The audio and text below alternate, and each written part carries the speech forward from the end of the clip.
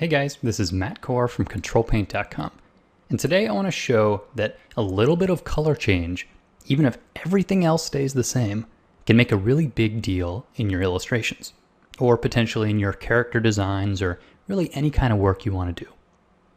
And I'm going to let you guys find this out firsthand in today's assignment, which is going to be to try out a variety of different color schemes using the included cybernetic gorilla.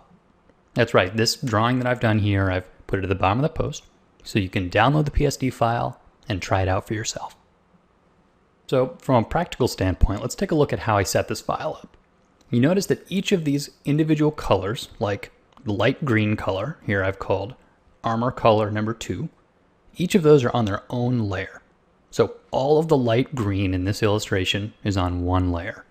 Likewise, all of the dark green is on one layer. And you see the little locks next to the layer names on the layer stack? Well, those locks are called lock transparent pixels.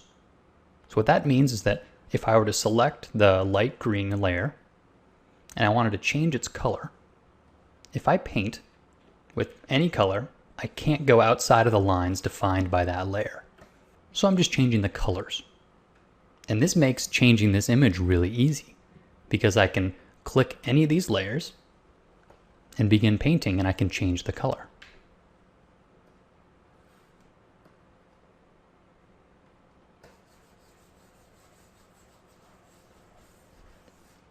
And if you didn't even want to paint, you could simply open up the hue saturation slider or any of the other ways that Photoshop allows you to change all of a layer's color at one time.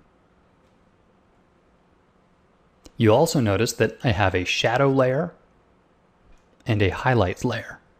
And with both these turned off, all you see are the flat colors. These layers also have locked pixels, which means you can do the same thing for the shadows. So right now the shadows are sort of cool green, but if I wanted to make them a warmer color, I could select the shadow layer, use the eyedropper tool, pick a warmer color for the shadows, and then begin to fill those, and I'm only adjusting the shadows.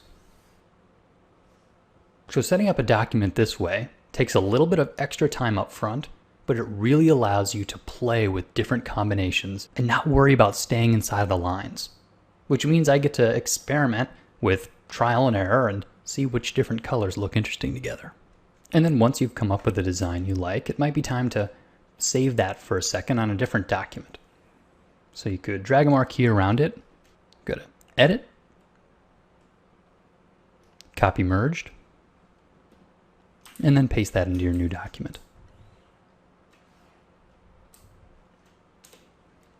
And then I can continue changing the colors in my original document and not have to worry about losing that variation. Now I recognize that this is my drawing and not yours, so it's not going to be your own portfolio piece. But hopefully you'll learn something about the way that moving different colors around your illustration can really just lead to a very different result. And also from a technical standpoint, you might want to try this method using the locked pixels for changing colors in your own drawings. So have fun with the assignment and make sure to download the PSD at the bottom of the post. Thanks for coming to Ctrl+Paint, guys.